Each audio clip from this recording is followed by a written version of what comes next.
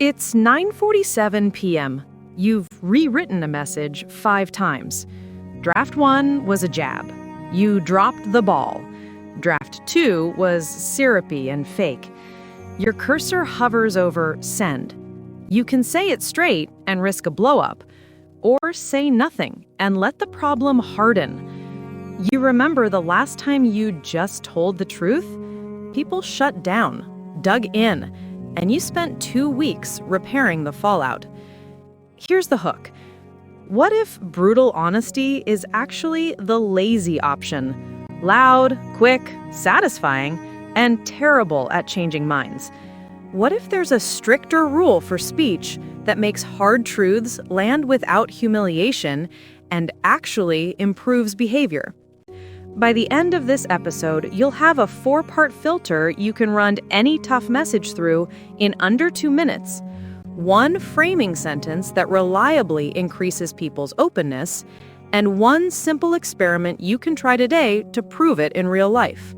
You'll also see why the Gita, yes, that ancient conversation on a battlefield, quietly rejects shaming as a strategy for change. Take 1 breath. Let's begin.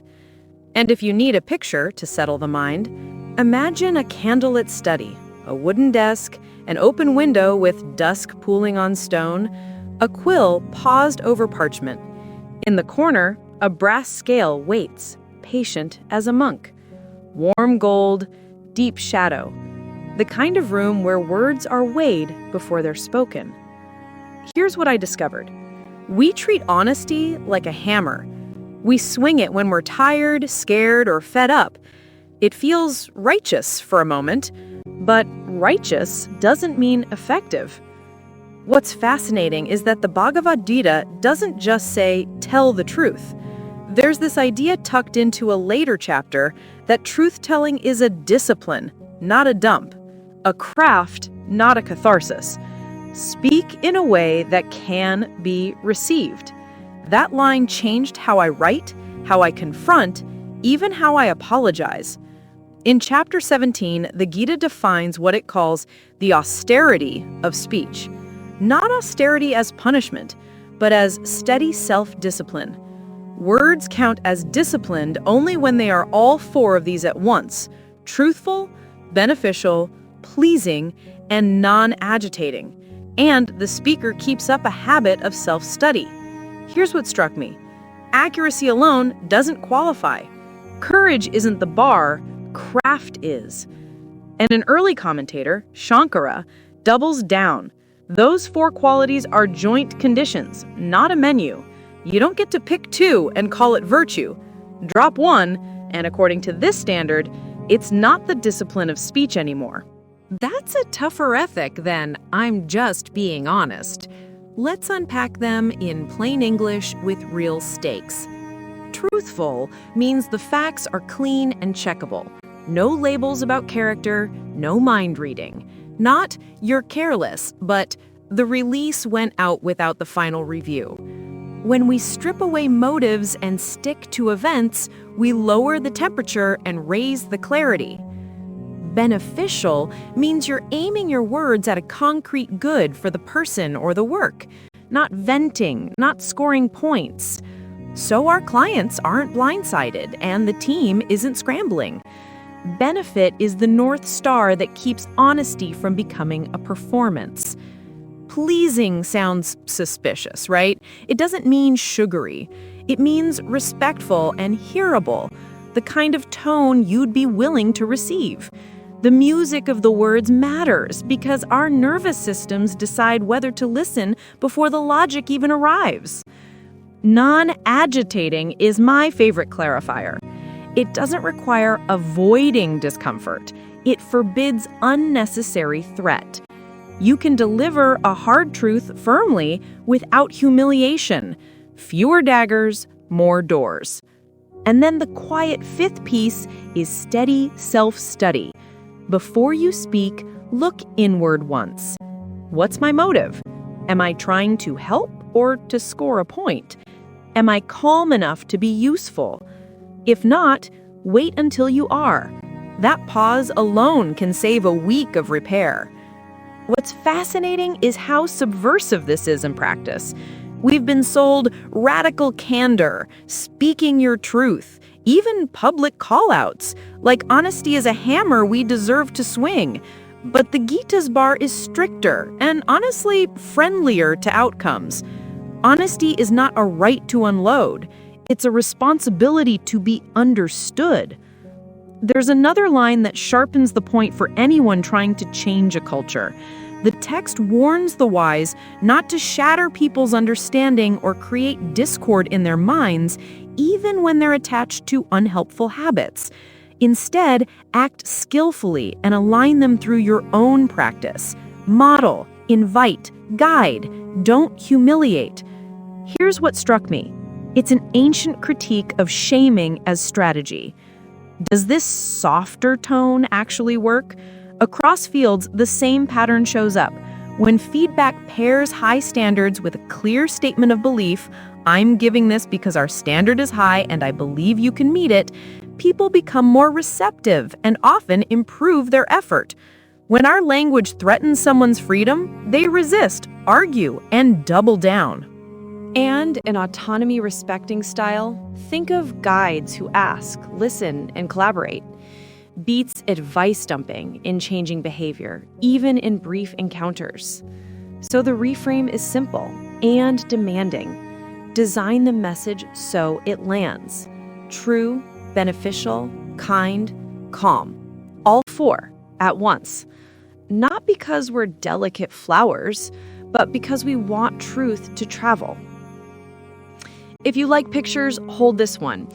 A Renaissance apothecary bent over a wooden counter, weighing 4 tinctures on brass scales labeled truth, benefit, kindness, and calm. A drop too much of any one ruins the medicine. The healer adjusts the dose so the cure can be swallowed. Let's get concrete with 3 everyday scenes. Work. Blunt version, you dropped the ball. This can't happen again. Discipline version. I'm sharing this because our standard is clean releases, and I believe you can meet it. When the update went out without the final review, 2 issues slipped and the team took the hit. To meet the bar, let's run the checklist before shipping this week. Can you own the next 2 and we'll review Friday? I can pair on the first one. Same facts, different design. Relationships. Blunt, you never listen. Disciplined. When I start sharing and the phone stays on, I feel unimportant and shut down. Could we try 10 minutes phone-free when we debrief the day? I'll set the timer. Verbs and specifics, not motives and labels. Public discourse. Blunt. People like you are the problem. Disciplined. I see why that policy looks efficient. When we tried a similar approach, we cut delays, but errors spiked. If we keep the efficiency goal and pair it with this safeguard, we protect both speed and safety. Hard point, softer edges. Notice what's happening. The truth is intact. The benefit is explicit. The tone is respectful, and the phrasing trims needless threat. You're not tone policing. You're practicing the discipline of speech, the heat that strengthens without warping. Here's what struck me the first time I tried this. My message got shorter. I cut the biography of their flaws and kept the behavior, the impact, and the next step. My shoulders dropped. The other person didn't have to defend their goodness. They could focus on the work. It felt like taking off armor I didn't need. There's this idea tucked into change leadership that I also love: preserve agency. The measure of truth-telling is whether it moves the work forward without stealing someone's dignity. That's not softness, that's precision. You can set a high bar and still leave room for people to walk toward it. If the apothecary isn't your style, picture a council chamber at dusk. Stone arches, an envoy in simple robes, an olive branch in one hand and a parchment in the other. Firm spine, gentle voice. The message doesn't waver. and no one loses face. That's the posture this teaching asks us to practice. And because I can hear the skeptic in me, a small confession. I used to think this was just etiquette with a halo. Then I tried it with someone who'd stopped replying to me. I led with belief, stayed with facts, asked for one clear step, and offered help. They responded in 6 minutes. I laughed out loud, alone, like a fool, and decided I might be the student here. Let's try one simple experiment today. One message, 1 minute. I'm curious what you'll notice if you try this once. The next time you're about to send a corrective message, email, Slack, text, even a sticky note, do this before you hit send. One breath out, then type this opener. I'm sharing this because our standard is X, and I believe you can meet it. 3 short lines. Fact, when observable behavior, it led to specific effect, so let's specific action plus timing. Add one small offer. I can help by one resource or quick checkpoint. Quick trim. Delete labels and motives, words like careless, lazy, remove, always, never. Keep sentences under 12 words. Read it once, calmly, then send. One obstacle. You'll probably forget or it might feel cheesy. That's fine. The moment you remember is the moment it counts. Use it on the very next message. If speaking live, keep the same structure and pace your sentences. One breath before you start. What might shift?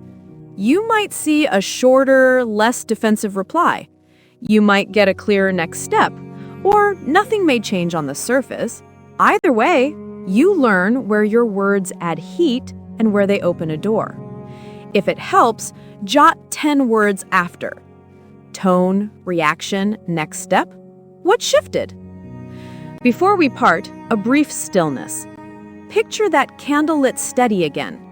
Amber on stone, the hush before words, the brass scale rests on the desk. Your message sits in one pen, your intention in the other. Take a slow breath. Unclench your jaw. Lower your shoulders.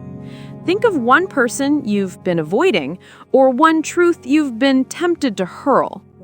Hold the 4 tinctures in mind. Truth, benefit, kindness, calm. Whisper inwardly, may my words be true.